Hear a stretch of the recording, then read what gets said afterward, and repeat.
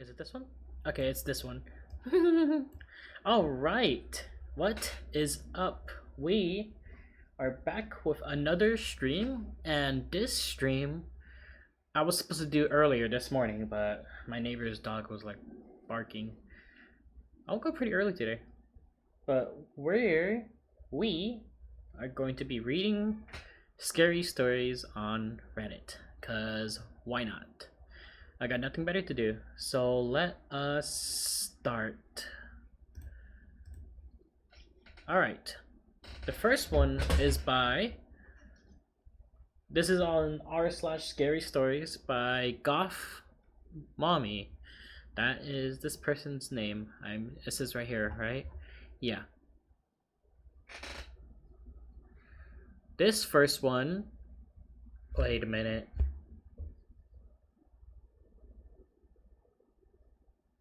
Is this one even scary? Oh, okay. Yeah, never mind. Alright, let's read this one. First one is called Coffee Was Never the Same When My Parents Left Folgers Behind. I knew something was off when my mom and dad pulled a new whole bean coffee from the cupboard that wasn't Folgers. Ever since I can remember, my parents have been dedicated to the same coffee for almost 2 decades, and today they decided to sample a new brand. My parents don't sample. I picked up the nicely pressed bag and looked at the label, which had a pink heart on it, and inside it said nothing but love. I put the coffee down and watched my parents as they put away the rest of the groceries. When morning came, I woke up early to watch my parents make this foreign coffee up. Apparently, it was better than Kona. I laughed and wondered how much it cost for a bag that small. My parents greeted me with glee, happy I was awake with them. I sat on the counter as mom and dad talked about politics, war, and something about oil and gas prices. I wasn't really paying attention. I wanted to see their reaction to this new coffee. I knew my parents' expression for Folgers and the warm sensation they got from the coffee, which burned through the mug and warmed their chilled hands. Every morning, the coffee brought my parents together and showed how much they were the best of friends. Next paragraph.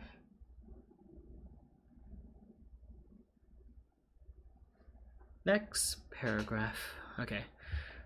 My dad grounded the beans and poured hot water over a filter above a glass decanter, and the brown liquid poured out, filling the decanter and leaving the piping smoke swirling around the lip and tumbling over the edge in whips of vapor. Apparently, it was supposed to be soothing and a warm hug to start your day, as the label says, nothing but love. I watched my parents took the first sip, and the reaction wasn't what I hoped for. As they chattered and held their mugs, I could see the satisfied smile of a coffee made good enough to outdo Folgers, maybe for good. I had a lot of memories with Folgers coffee. I got my first drink of it from my grandpa when I was 9, and he gave it to me in black with no cream. I spat it out, and then he told me that coffee would put hair on my chest. I didn't know what that meant until I grew up and could decode adult talk better. Even the smell of the light roasted coffee was different as I sniffed the nutty air mingling with the beans. My parents liked dark roast but not light roast. They drank it for the rich bitter taste, not that sweet honey like stuff. This was a big deal to me. Them changing their coffees? Who was going to give me the plastic containers that hold all my coins? This was wrong, and I knew there was something wrong with that coffee the moment they bought it. My parents finished their glass and started the day. I followed the daily routine and got ready for school. Once my two sisters and I were ready, we all piled into my car, and I dropped off Isabel and Lily on my way to high school.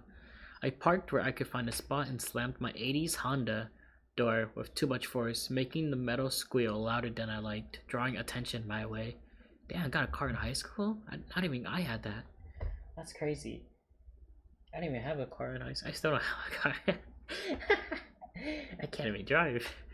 I went through school and didn't think about the coffee anymore. And when the day was done, I got Izzy and Lily and we went home. Mom was in the kitchen working on dinner, and Dad wasn't home from work yet. He was pulling a 11 through 6 shift and would be right on time for dinner. I sat at the table and did my homework before my mom checked it over and gave it back.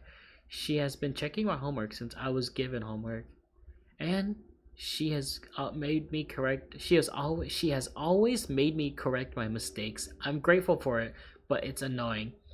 After homework was dinner, a shower, and bed. Ah, yes, the sleep schedule. I miss those good old days when I used to have them. No, I don't. I like staying up late for no reason. Either staying up late watching YouTube on my phone or just playing games. That's what I always do in elementary and high school, which is probably not the best part. That was probably why I always fell asleep in class. Now I think about it. All right, next paragraph. I woke up early to sit with my parents when they drank coffee, and when I stepped into the room, I didn't even get a good morning. My cheerful, warm parents were gloomy, silent zombies. My parents weren't talking to each other, and they were just standing next to each other. I can't read for some reason. Drinking their new coffee. I had never been part of a morning so dreary. Mom says mornings are the most important because they set you up for your day. Was this silent woman in front of me still the warm mother that I knew her to be? That day felt odd, and I went through the motions while obsessing over my morning. I hyper-focused on my parents' reaction and movements as they remained still and quiet while drinking their coffee. When I got home, my mom checked my homework, and during dinner, I didn't see my mom or dad talk to each other. They didn't even look at each other. It was time to go to bed, and I prayed that tomorrow would be normal. It wasn't. I woke up to yelling downstairs. I crept down the staircase and sat down on one of the stairs that had the best view of the kitchen, and I watched my mother throw a tantrum. My father was unmoved by her berating, and his face was stoic. Once she had gotten everything off her chest, things went silent for a moment before my father replied calmly. This pissed my mom off even more, I think. Because when she feels a certain way, she expects others to feel the same way as well. I talked to my friends at school, and their parents were all acting the same way. And it all started with that new coffee brand. So what if we hide it? Charlie was quick on his feet, and he snapped an answer out immediately. Why? I scoffed. So they can go buy more? There was no way to physically stop them from using this product. What if we intervene, Like be a referee? Sandy was the sweetest, and I couldn't imagine her trying to intervene against two raging adults.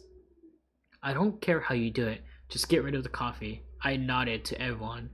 I nodded to show everyone was in agreement. The day after school, I snuck into the kitchen while Mom was busy, stole the coffee bag, and hid it in my room. The night went on as normal, and my parents still weren't speaking to each other, but at least they weren't yelling. I went to bed thinking I had solved the problem. I would confront them about the coffee, and they could go back to using the old reliable Folgers. I sprinted down the stairs, two at a time, to witness my father raise his voice for the first time ever.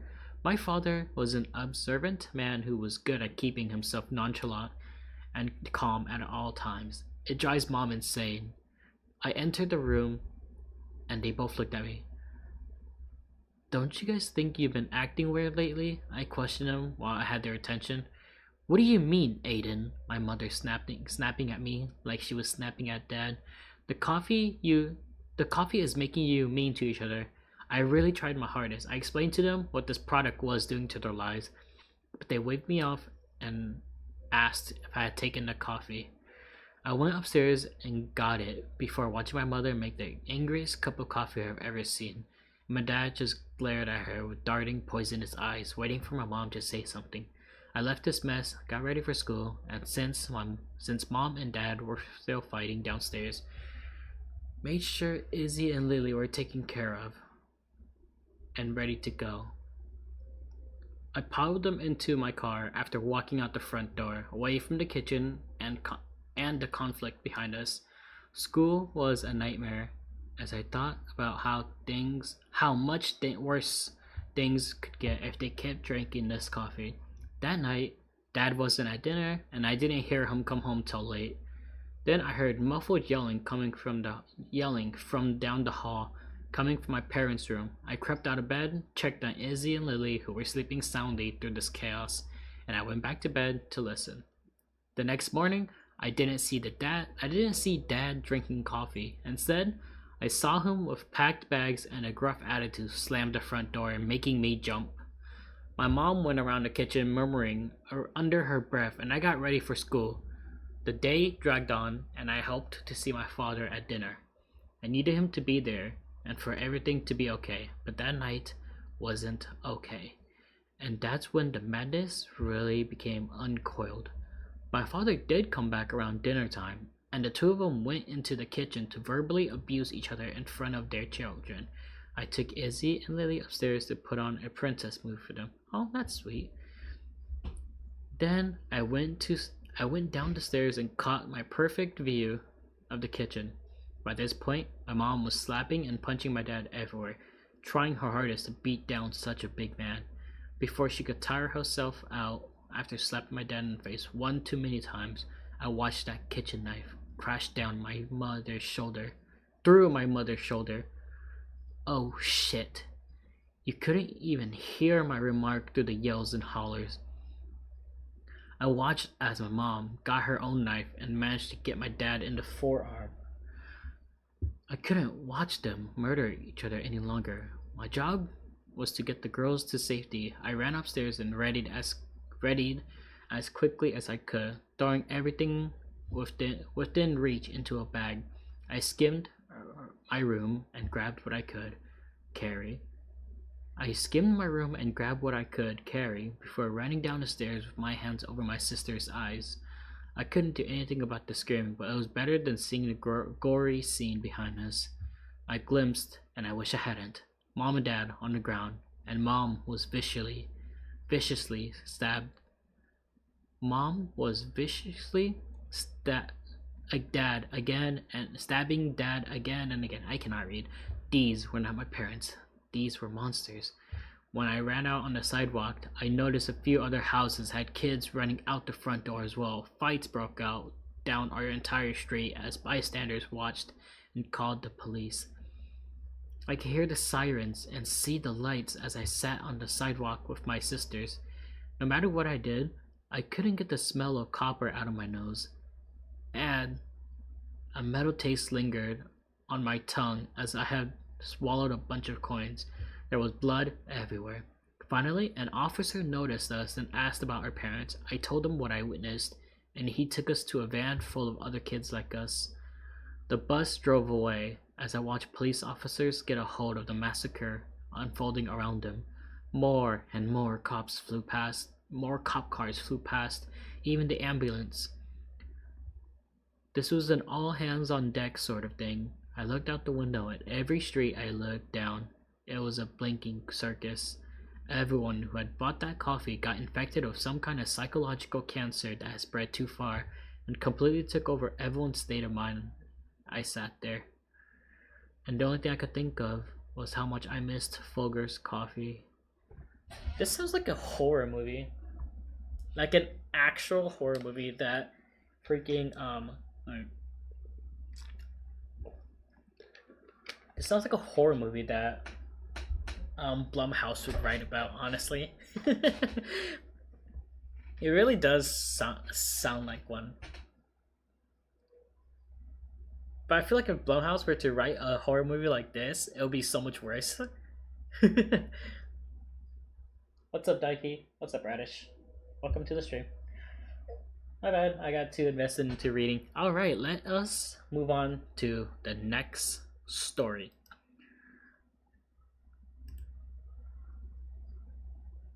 Okay.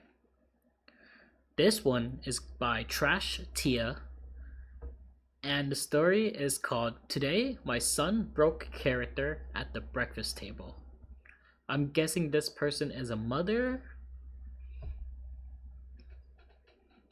Yeah, this person is a mother or father. I'm guessing mother. Alright, next part. Today, my son broke character at the breakfast table. He wasn't acting like himself. He wasn't fighting with his siblings, who were unusually quiet. Callie sat silently, pushing her breakfast around her plate. There was no brutal fight to the death over at the bathroom, no constant bickering about cereal. Zach wasn't kicking his siblings under the table to start arguments, and I didn't have to shout once. It was far too quiet. Jonas! I spoke, looking up on my iPad. It was too quiet, which meant my other children were either sick or something was brewing. Jonas, my eldest at 16, was usually the instigator, but he couldn't even look at me in the eye. What's going on? I set down my iPad and across the table. Zach flinched, gaze glued to his bowl of untouched cereal. Callie ducked her head, thick brown strands hanging in her face. I knew this dance. I knew my children. Too quiet, too guilty. Just like 5 years ago, when they shattered my mom's vase playing The Floor is Lava. Oh my gosh. The Floor is Lava is crazy. I've not heard of that in a while. They'd broken something. I sighed, noticing the atmosphere. Jonas and Zach were clearly trying to stay silent, and Callie was one squeak away from singing like a canary. Alright, as long as it's not your grandfather's urn, I don't care what you've broken, as long as you fix it. Dad's hurting us. At first, I didn't even hear my son. I was too busy reaching across the table and grabbing my maple syrup for my pancakes. But then he said it again. Stabbing his fork through his breakfast, his voice choked up. Dad's hurting us. Zach's head snapped, narrowing, eyes glued to his brother, frightened. What are you doing? He hissed. Zach straightened up with a tense smile. It's okay, Mom. Jonas is... He's hurting us, Jonas whispered, curling into himself. His eyes found mine, hollow, broken. How did I not notice? How did I not see the shadows under his eyes? The agony creased between his brows. I'm not staying silent anymore, he whispered. You two can, but I'm not. Jonas glared down at the table. I fucking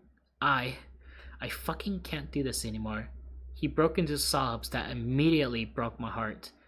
I stood up and aimed to wrap my arms around my son, but the second I touched him, he flinched, eyes wide, almost feral. He shoved me back, diving to his feet. No, get away. Get away from me. I ignored him. I wrapped my arms around him, and after fighting me, screaming, and sobbing at me to get away, he melted into my shoulder, sniffling. I stayed very calm, but my chest was aching. I pulled away from the hug, trying to smile. Show me, I said, steadying my voice. I couldn't scream. If I showed my children I was scared, I would scare them. Callie, stay here, I said. You too, Zach. I turned to my son. Tell me everything, okay? Everything, sweetheart. I grasped his shoulders. I'm not mad, and I promise I believe you. Jonas nodded, and ran upstairs. I followed him on his shaky legs, and my heart in my throat. Jonas led me inside his room he shared with Zach. When you go to bed, Dad comes to our room and makes sure we're restrained. Jonas lifted up his pillows, and there, looped around his bed frame, were chains. Jonas turned to face me. Ever since we tried to run, he's chained us to our beds. You tried to run away? I choked out. Why? Thick bile crawled up from my throat when my son stepped in front of me. His expression crumbled. Mom, there's something I need to tell you. Jonas grasped my shoulders, his nails digging in. Harsh, but you can't freak out. Alright? You can't call Dad. Just listen to me. I nodded, breathless, as he took my hand and led me back downstairs. 5 years ago, a man approached me on the street of LA.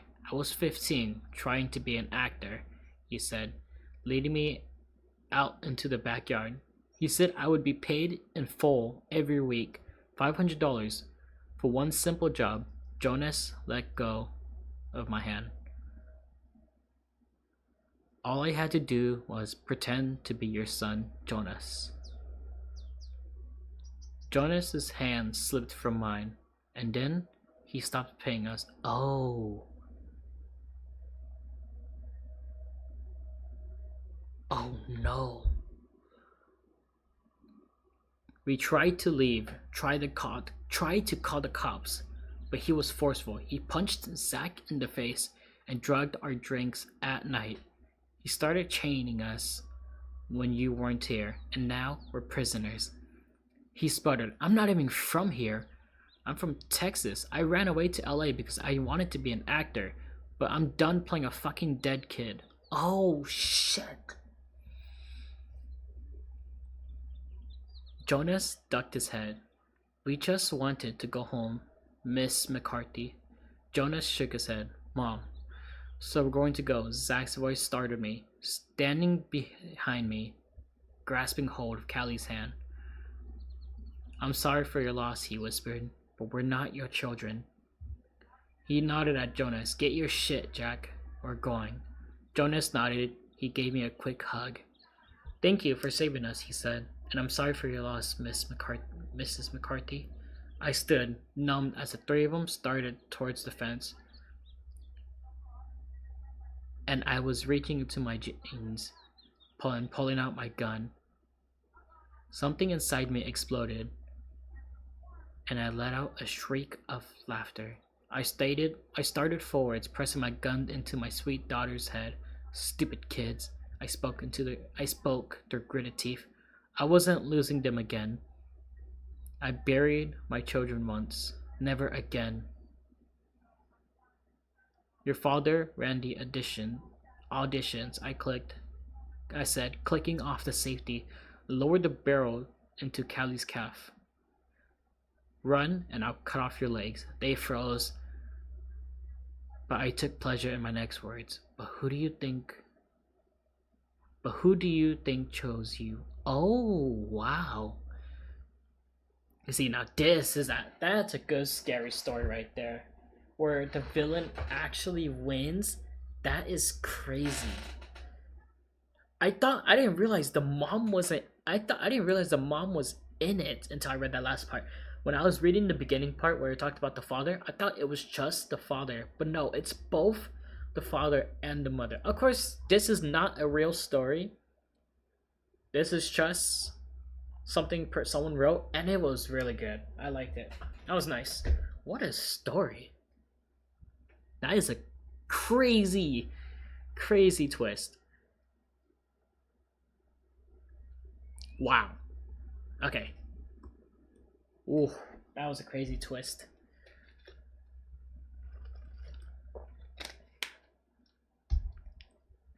All right. Let us find this next star right here.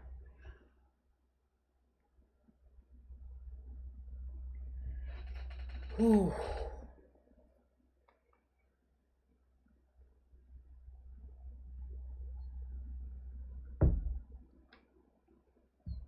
Alright, are we ready for the next one? The next one is called My Father Was a Detective Investigating Missing Children in Omaha. After he died, I found his body cam footage. The Mo Crow.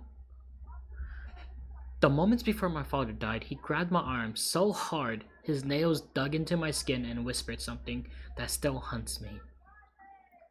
After that time, I thought maybe the cancer had finally taken his mind. Oh, the school nearby is like really loud. Now I know it hadn't. I watched as the light faded from my father's eyes. The hospital machines made one last ticking noise before settling into complete silence. They are really loud. Jesus, I can hear them and with my headphones on.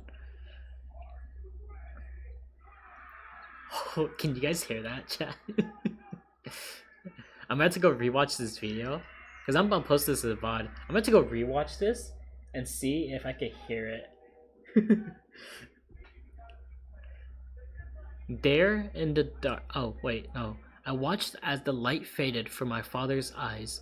The hospital machines made one last ticking noise before settling into complete silence. His chest rose and lowered one last time. His dark, sunken eyes settled onto mine before he passed. Even in death, he still looked afraid. There in the dark, I stayed seated, with no one to comfort me, hoping my mother would answer my call. My father, Jim Simmons, had no other family. Jim Simons? No, Jim Simmons, yeah. Had no other family. No one left to depend on. No one to depend on. The few times I'd met him growing up weren't pleasant.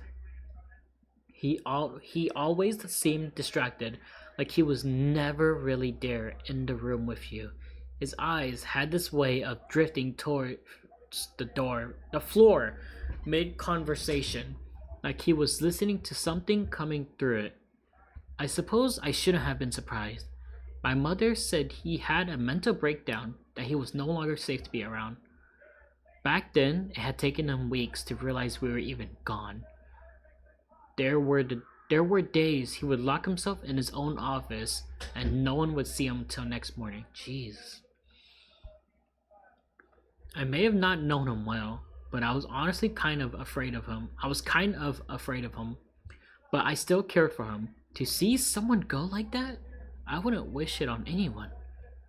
His last dying moments were soaked in a fear I did not understand. His words repeated in the back of my mind over and over again. None of it made sense. Not then, at least. Looking back at it now, I wish he never said them. To die in silence would have been better. Before death had taken him from this world and into the next, he looked at me with fear and anger. His lips trembled as the words parted from his mouth. I can hear them. They're still down there. All those lights. The emptiness. I tried. A tear gently rolled down his face. The heart monitor beeped louder. I really tried. I'm sorry. I'm afraid. Ow. His last breath left his mouth with his eyes settled on mine. He was deranged, Alex, my mother scoffed on the other line. Look, whatever he did or whatever he said, just forget it. Forget about it. It doesn't matter anymore. It doesn't concern you. What about his apartment? I said. I stepped outside the hospital and looked up at the stars. It was 1 a.m, and I could tell my mother wasn't sleeping. She had ignored my calls earlier. My bad. My throat's been like really sore lately, so I'm doing my best to read. Alright. What about it? She hissed. Well, maybe there's something in there that would explain whatever he was talking about. He gave me his keys. He gave you his keys? She sounded annoyed.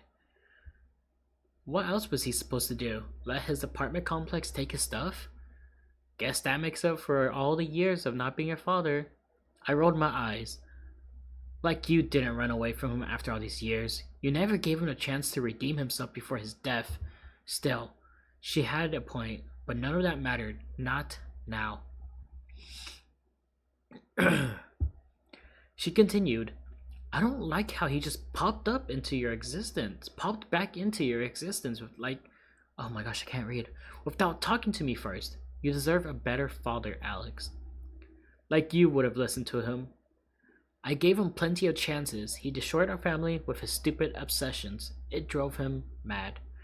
I could hear her breathing heavily now, which she was pissed, and was maybe rightfully so. What obsessions? What drove him mad, Mom? Every time I asked you, you just turned the other cheek and didn't respond. What is it that you were so afraid of him? I waited and watched as the ambulance turned on its lights and sped off. Mom? I wasn't afraid of him, Alex. That's bullshit, Mom. How many times have you moved us across the country to get away from him? Did you really think that would work anyways? He was a damn detective. What do you want, Alex? It's getting late.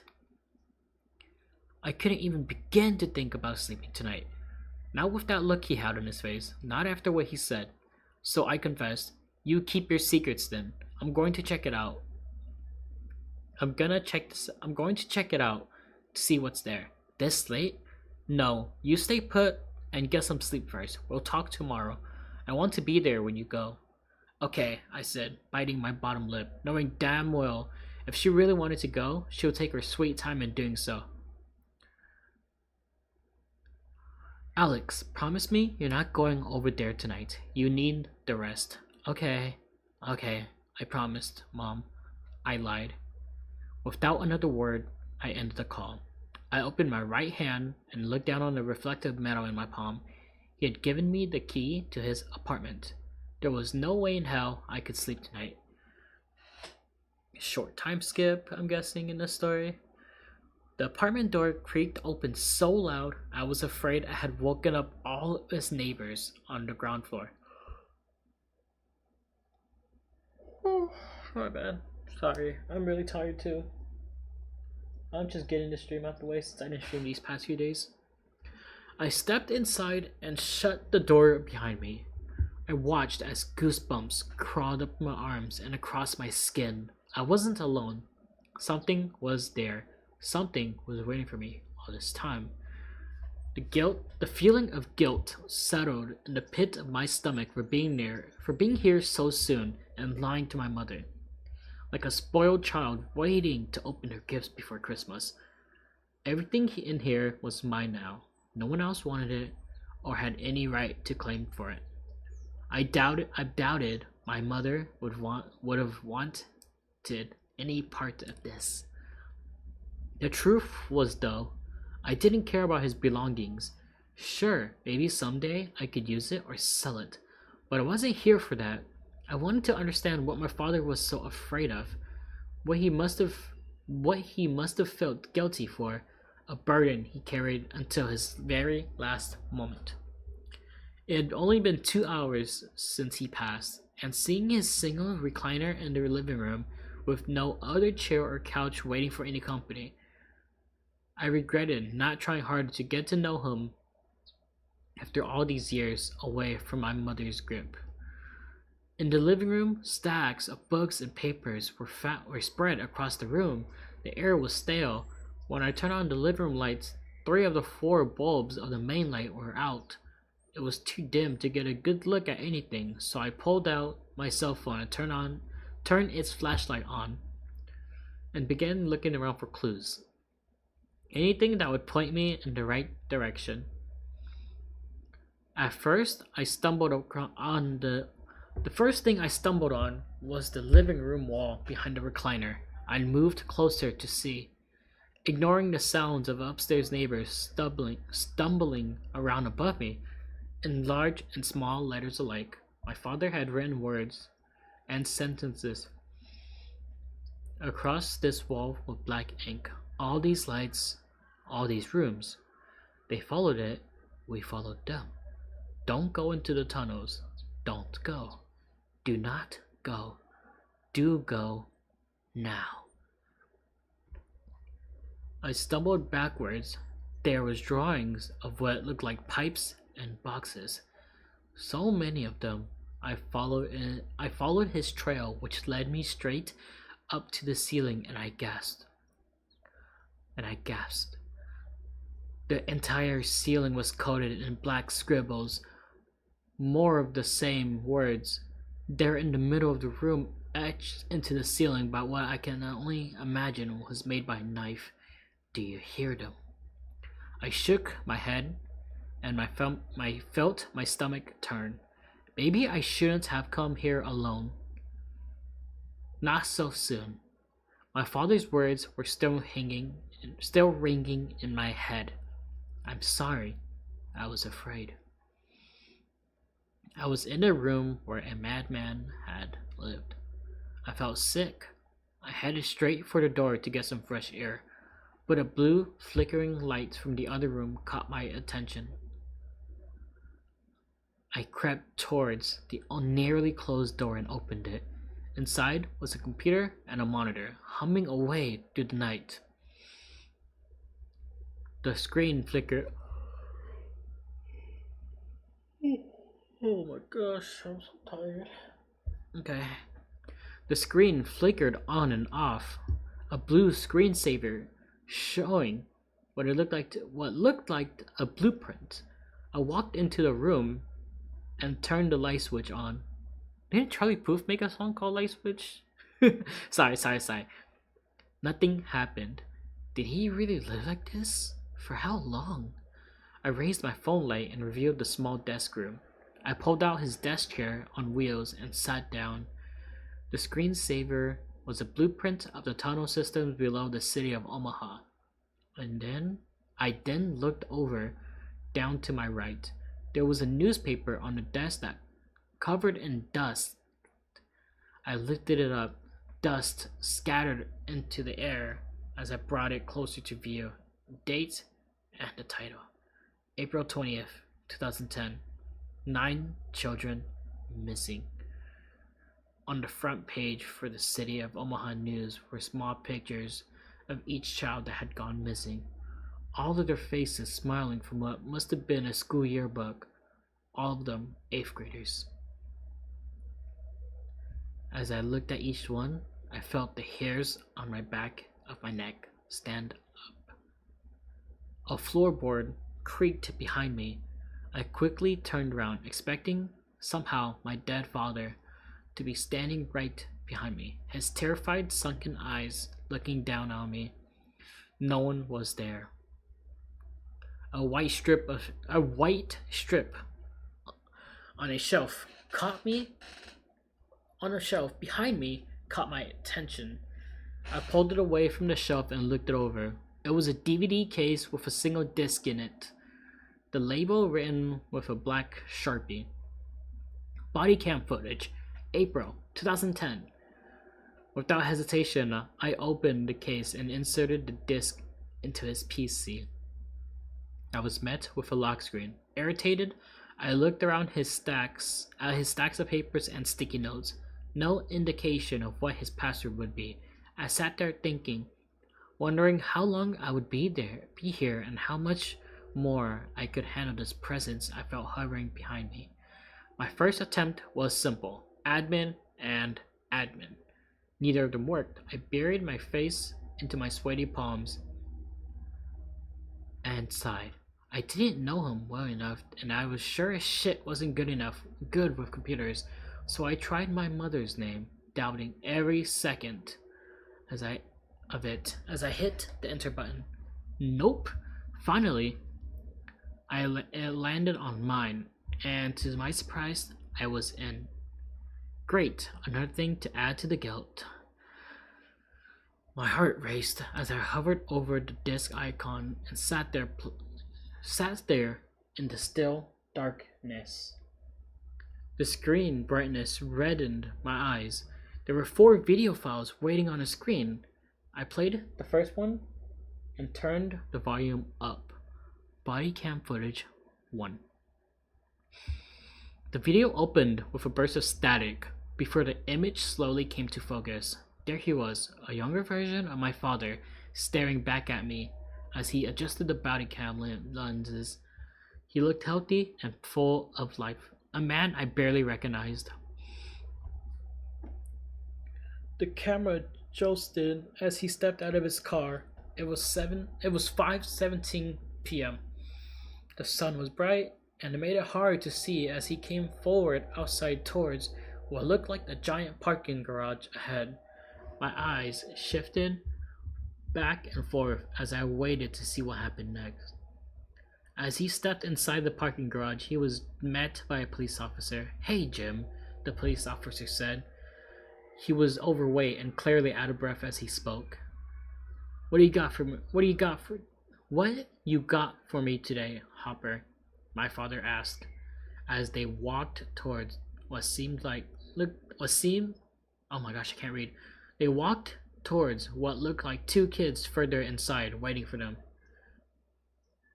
Hopper shook his head and wiped the sweat from his forehead. Several kids, 9 of them to be exact, 8th graders that had been missing since this morning. None of them showed up for school. Parents are worried sick. There's a pair up ahead that we've been questioning, and I think you'll want to talk to them. Wonderful, Simmons said. Another waste of my damn time. So they skipped school and were afraid to suffer the consequences at home. Maybe, Hopper hesitated and scratched the back of his neck. To be honest with you though, I don't think so. Not these ones. They then caught up to the two kids who waited for them. Both of them looked nervous and uncomfortable as they waited inside the parking garage. I'm Detective Simmons, my father said to them, and then he turned his focus to the one on the left. We'll start with you, son. What's your name? Adam, he said, his voice shaking. Nice to meet you, Adam. You want to tell me what's going on? Adam tried to speak but struggled with his nerves. The other kid spoke instead. They went down there. What's your name? My father spoke with calm. His voice was calm and mostly gentle. Kevin. Down where, Kevin? Kevin turned and pointed towards a maintenance door. Through here. Was door locked when they tried to go in, Kevin? Kevin shook his head. No. Did you watch them go? Kevin shook his head. Kevin nodded. Yes. They tried to make us come, but I didn't listen. And why did they want to go down there? My father asked. The rooms. The sewer? Hopper asked. Kevin and Adam shook their heads. No. Kevin spoke again. They wanted to see the rooms. Kids at school talk about it all the time. Other kids have been going down the sewers? Hopper asked. I don't know. They talk like they have, but I'm not so sure. Adam didn't finally say something. Billy told them about it. You're not talking about the homeless guy that usually hangs around in this garage, are you? Hopper said. Both teens nodded. Hopper turned to Simmons. They're talking about Billy Costigan. I'm sure you've heard of him before, he grinned. Simmons rolled his eyes. That addict. Always finding something new to cause trouble with. Doesn't surprise me one bit he started living down the sewers. Oh, sorry, I gotta drink water again.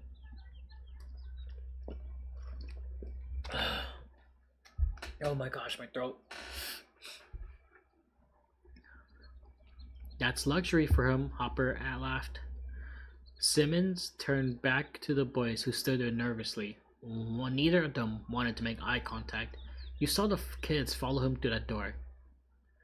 Both of them nodded. Adam answered, his voice shaking. We watched them follow him down. He said he found something. Just like that? Follow the junkie down the sewers? Hopper said. I guess so, Kevin responded. The footage ended, and I leaned back in the chair and rubbed my eyes, almost missing the start of the next scene. I looked down to my right and saw I was still on the first tape. Both my father and Hopper were now descending a rounded metal staircase, their feet clattering against the metal steps. Oh my gosh. Every now and then, they would pass a light bulb on the concrete wall. The stairs seemed to go on and on. I could hear them talking, but I couldn't make out any of the words they were saying amongst the rattling noise of their footsteps. When they finally reached the bottom, there were voices on the other side of a large metal door. Hopper opened the door, and they walked into what looked like the large tunnel. There, standing on a platform, were several more men in different uniforms and what looked like a small fire crew, all of them wearing hard hats. One of the men in a blue hard hat spoke to Hopper first. I can hear them, but it doesn't make sense. The men surrounded a large wooden table with a blueprint laid across it. My father cleared his throat. Where do you think the children are currently? One of the firemen moved in closer and pointed to the map for my father. This area right here. Now, if you look over here, just about a block away, that's where we are. We can hear the children chatting, whispering to one another. I think they're still trying to hide from us.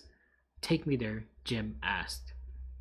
The fireman nodded and moved away from the table and blueprint. The whole group followed him down the tunnel. They rounded a corner and eventually they came to a new opening built right into the side of another large tunnel, and there it were several vertical pipes on the left side, and on the right side was a small pipe sticking out the wall. 3 other men were already inside talking to each other. The room was no bigger than the bedroom. The fireman paused and pointed through the horizontal pipe sticking out the right side of the wall. If you listen, you could hear them through that pipe. My father got down on his knees and leaned in, the camera shifting in its place. I could no longer see the pipe itself, but it was tilted at an angle just enough. I could see the other men standing in the room with him, watching. They looked helpless and confused. The first thing I could hear from the footage was giggling, a child's giggle, then a kid's voice telling someone to give it back. My father moved closer to the 8-inch diameter pipe. Hello? Can anyone hear me? The children continued to giggle and laugh. Sometimes what sounded like the words were said, but nothing sounded clear enough to understand. Simmons took his metal flashlight out and banged it hard against the pipe. The sound carried through a ways before going silent. Hello? Anyone there? Simmons yelled. One of the men in the blue hat shook his head. His face was bright red as he confronted the rest of the men in the area. Look, I get that we can all hear them in that pipe, but I'm telling you, none of this makes sense. My father got on his knees. They were in there somewhere. We need to find the entrance to that room. Where is it? The man scoffed. You're not listening to me, goddammit. None of you are. Take it easy, Carter, Hopper said, his arms crossed against his chest. The man stood there and lowered his head. He looked straight at the pipe, his eyes heavily focused. That pipe was abandoned years ago. It leads to nothing, just concrete upon more and more concrete. It was originally to help with overflow, but those plans got scrapped for something else. I was here when we put it in. I am telling you, it's not connected to anything. Not other pipes, not other rooms. Not even a toddler could crawl inside it. There's nothing in there. The room fell silent. All their eyes focused on the pipe sticking out the wall. Only the voices of children echoed through the silent room. End of body camera footage 1. Part 2. Alright, time for part 2. This is still by the same guy. Okay. Oof. The story's interesting though. I like it. Very interesting story, but it keeps you interested.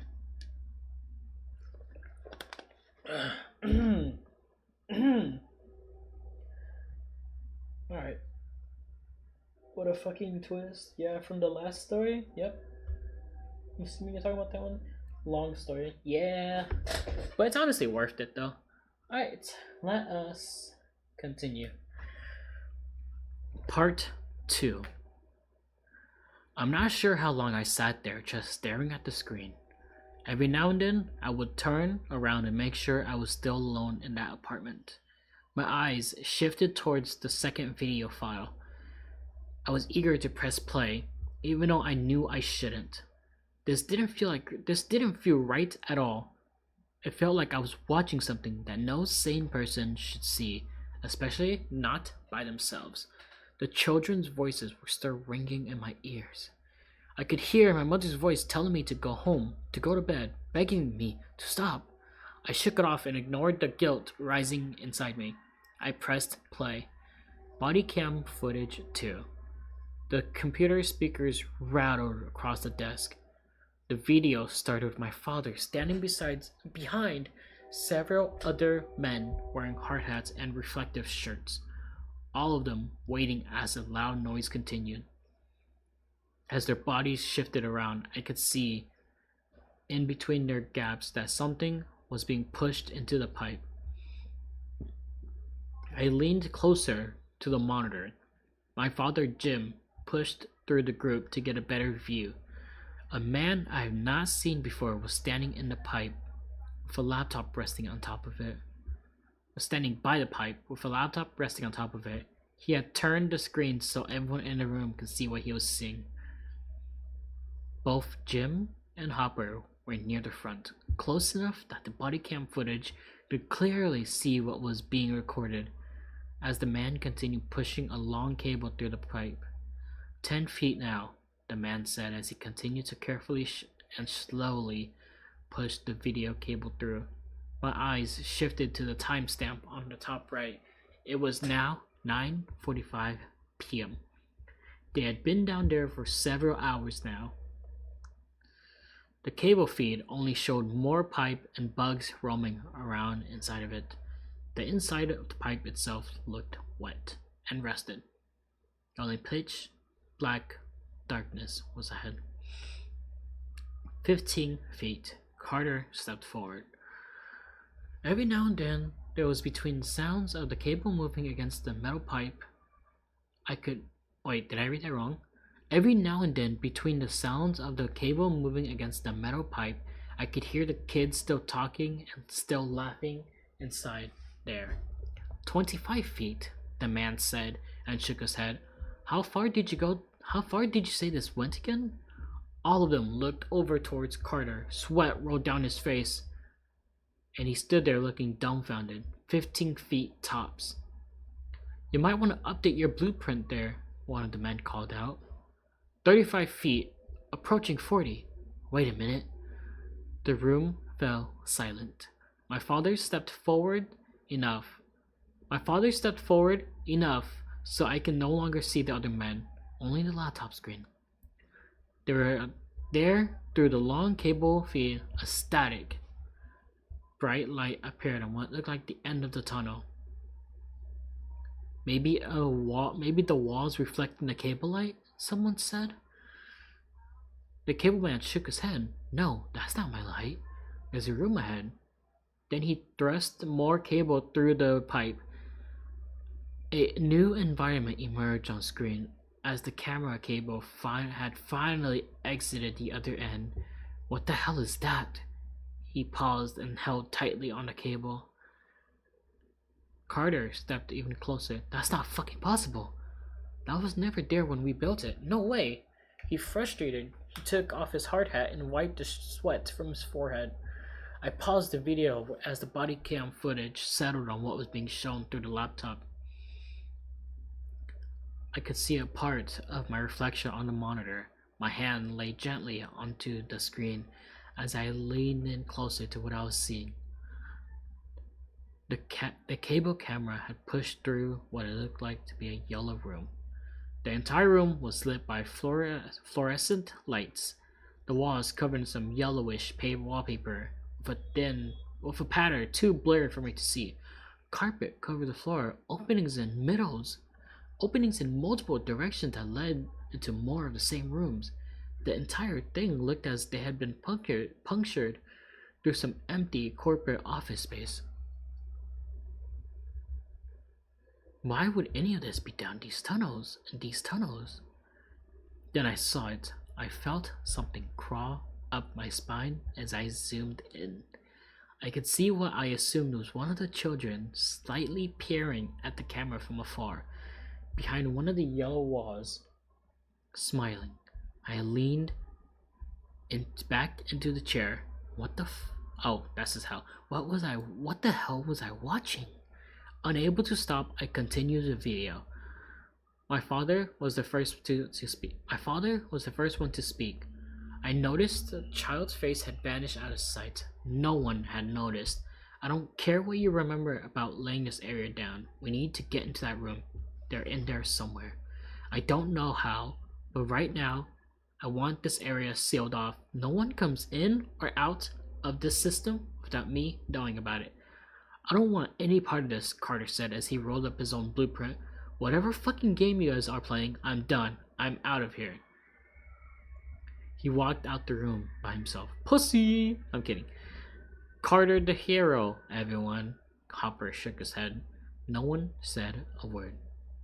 Each of them looking back and forth at each other, questioning what they were seeing.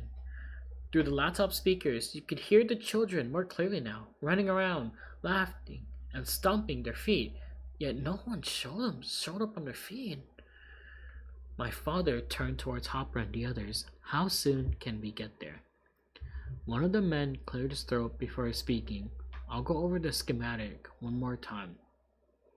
Assuming there isn't a closer spot we can breach from. Oh my gosh. We can start tonight, but it's not gonna be till tomorrow at least, until we have enough clearance to get through in there. Let's bring them home, my father said. As the men began exiting the room, Hopper pulled my father over to the side where none of them could hear. Do you really think they're in there? Hopper said. Don't you hear them? Hopper paused, looking at the laptop screen and listening to the children's giggles echoing in the room, then nodded. It was clear to me that he no longer wanted to be down there. What about Billy? Maybe he knows how to get in there. We need to assume that he's in there with them, Hopper. We can't waste too much time. Not with this many kids in this place. End of video. There were only 2 more recordings left to play. I felt my heart race as I continued to the next one. Body cam footage 3. Do you hear that? My father had woken out of bed at 4 a.m. He stumbled across his wooden floor as he approached the shower curtain. The body cam was gripped in his hands, facing towards himself. Listen. He paused next to the shower curtain. I leaned closer to the monitor, the chair squeaking underneath me. I was certain by the walls and the layout this was the same apartment I was sitting in now. My father turned the camera around to face the shower. He quickly pulled out the curtain. The metal rings of the curtain rod clanged together. Then he lowered the body cam closer to the drain. A child's laughter crawled up through the drain. I felt dizzy just from listening to it. Who's down there? My father called out. Another laugh. I said, who's down there? He yelled. Come play with us, a voice hissed. Dude, that actually just gave me chills. What the fuck? The first scene ended there. All I was left with for what felt like an eternity was my own reflection in the monitor and the stale, empty air of the apartment. It wasn't what was just said that disturbed me. People can play tricks on others like that easily. What disturbed me was knowing that his apartment unit was on the ground floor. No unit was underneath him. Yet, even worse, this was the same apartment. Even with the voices toying with him for good. Oh my gosh, I'm sorry for yawning so much to stream. Alright, let's continue. Even with the voices toying with him for God only knows how long, he stayed here the entire time. Brave man. Brave man. Big dick, big balls. You know what they say. The next scene began. My father was walking down the main tunnel. I saw him earlier when they first arrived. The camera feed said it was now 7 a.m. As he got near the pipe room, Hopper handed him a cup of coffee. Loud machinery noises came from the room ahead. They should be through soon. No other way in then, huh? Jim said. Hopper shook his head. This was the most direct route they could find, and the easiest one to chip through. They've been at it since 11 last night. 40 fucking feet of concrete. Jesus. Glad they have the tools. Hopper laughed. Those parents better get their pocketbooks ready. Something like this? Shit. The city usually would take their sweet time on a project like this. If it isn't for those kids, we'd be waiting for weeks at least. No shit. Any word on Billy? No one's seen Billy. I had a few of my guys check the homeless camps. Some of them even mentioned they haven't seen him for a couple weeks. They figured he was long dead. If he really dragged those kids down here somewhere, he's gonna wish he was dead, my father said, and took a sip from his coffee. Listen, Hopper, something happened this morning. Pretty sure I got it on video, but... A man covered in dust and tiny bits of concrete stepped out of the room and walked over. We're in. He then turned and looked towards the now silent room. You gotta see for yourselves. Whatever this is, the city has no idea about it. It looks gigantic. And all that's above us right now is dirt, the parking garage, and a road. Doesn't make any goddamn sense why anyone would leave this down here. And shit, the lights are even on. You stepped inside? Hopper said. The man shook his head as he brushed off chunks of concrete. Ain't no way in hell I'm stepping in there. My job's done. It took 12 of us to clear it. Not a single one of us wants to go in there. Place gives us the creeps. He then patted Hopper's shoulder. You guys are up next. Hopper sighed. My father set down his cup of coffee onto a concrete ledge. And walked with Hopper into the room. The pipe was gone, completely annihilated by the large drill they used. There was now a much larger opening, big enough for a single man to walk through. Damn, my father said as he peeked into a newly formed rough-edged tunnel. A man stepped in besides him. There were open layers as we drilled in, just either filled with dirt or barely any concrete at all. That helped us tremendously. Otherwise, this could have taken days, if not at least weeks. Hopper whispered, and they listened as the whistle echoed through the new chamber. At the very least, you could see a tiny, bright light. End of scene. The camera turned back on the moment Hopper and my father set foot into the unknown room. Every now and then, the video feed would cut off for a split second or two, like something in the room was affecting the camera. I could hear them both breathing heavily as they pushed forwards carefully with each step. Their footsteps sounded hollow. The fluorescent lights hummed above their heads. Hello? Hopper called out, but no one responded. Your parents are worried sick, kiddos. It's time to go home, my father said. Hopper waited and then shook his head with no one answered. After no one answered, years ago when I was living in Maine, there was this case that always stuck with me. Their footsteps echoed down the empty hallway as they pressed forward. I got a wellness check from an upset mother who said her daughter wasn't returning her calls anymore. They rounded a corner. More yellow paper, more yellow wallpaper, more fluorescent lights humming, Hopper continued.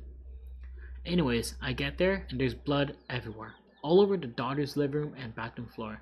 Come to find out, she was pregnant. No, never once did she tell her parents. She was due soon too. The lights above them flickered. Both men paused. They kept walking. She committed suicide. Stabbed herself multiple times, even towards the womb. She eventually bled out on the living room floor. I knelt down and turned her around. Hopper stopped in his tracks and turned to Jim. I'll never forget the look in her eyes, Jim. It's like she saw something she wasn't supposed to see. And then I heard a whimper, and I looked down towards her legs. Somehow, in her dying moments, she gave birth to the child she had tried to kill. The child was unarmed, survived. They continued walking. The silence of rooms pressed in around them.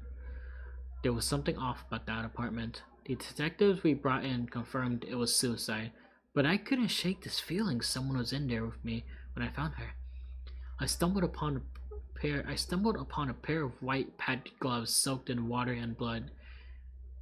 They ran through the system, but it belonged to no one, not even her. You sure know how to confront a guy, Jim said. Hopper shook his head. Like the feeling I got in that apartment, like someone or something was in there with me, watching me find that body. It's here now, Jim. Ever since we stepped foot in this place, we're not supposed to be somewhere like this. Just ignore it, Jim said, coldly. Hopper turned to him. You feel it too, don't you? Yeah, I feel it too. But I swear to God, if I find Billy, I'm going to fucking kill him myself. Hopper nodded. Can't say I blame you. As I watched as they continued making their way through the large room.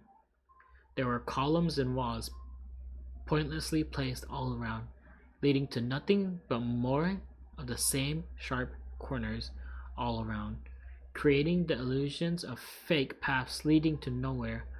Why would someone build this? None of the area was being used. No office equipment, no tables or desks. Nothing but vast empty rooms and hallways as far as the eye could see. Time passed as they continued walking down a straight path as far as they could until they eventually would have to choose going left or right. On the right, there was even a small crawlspace with more of the same carpet and wallpaper. Jim got down on his knees and peeked through. It looked like it led to another big room of more of the same.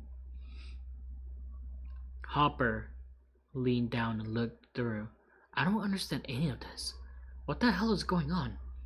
It just keeps going and going. It just keeps going on and on. No doors, nothing to indicate any reason what this even is. Jim got back on his feet. You know what bothers me the most right now? What? The moment we exited that tunnel, I don't hear the kids anymore. A sudden and loud beep made both of the men flinch. It was Hopper's radio. Hopper took a slight moment to calm his nerves before returning the call. Jesus!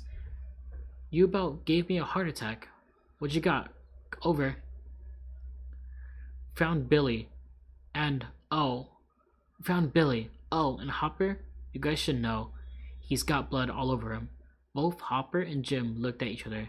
Hopper grabbed his radio, his face turning red. We're on our way. Without hesitation, both of them backtracked their steps, rounding the previous corner they had just passed. I'm going to kill him myself, Hopper growled. That better not be their fucking blood, Jim said. They finally made the last corner they had to go around and headed straight back towards a man-made tunnel. That's when I realized something was wrong before they did. The tunnel was gone. End of body cam footage 3. Mo Crow puts in the comments, Hi, I hope you enjoyed the story so far. I wanted to take a moment and show some major appreciation to the subreddit and others allowing me to continue posting the series. After major success through no sleep, my story was moved and I've been banned from posting on there for a few months after breaking one of the immersion rules and asking for some clarification. My very first ban. So please share some appreciation to the sub if you are on, and thank the mods here for being awesome. If you enjoy the story, feel free to give me a follow and check out my other stories. I'll give you a follow, why not? The final part of this mini-series will be released on Sunday on the 29th of 7 p.m. Central Time. Awesome! I had to wait for a few days, and when part 4, the final part, comes out, I will come back to finish the story. Am I able to give you a follow? Yeah, right here. I'll give you a follow. I'll give him a follow. So, because I really am invested in this story now. But that was amazing. What a story. Alright, and I think I'm going to end stream there. How long has it been? It has been 1 hour and 12 minutes. I am gonna go ahead and end stream here. So, thank you guys so much. I'm gonna be heading out now. I have a sore throat and I don't feel good. But it was a fun stream. Oh my gosh, what the fuck? I got dropped frames just by looking at Reddit? Holy shit. Alright, yeah. See ya. Bye bye. Oh, I am going to be posting this on YouTube. hopefully by tonight. No, yeah, hopefully by tonight. So go ahead and check YouTube video out if you missed something. But yeah, bye bye.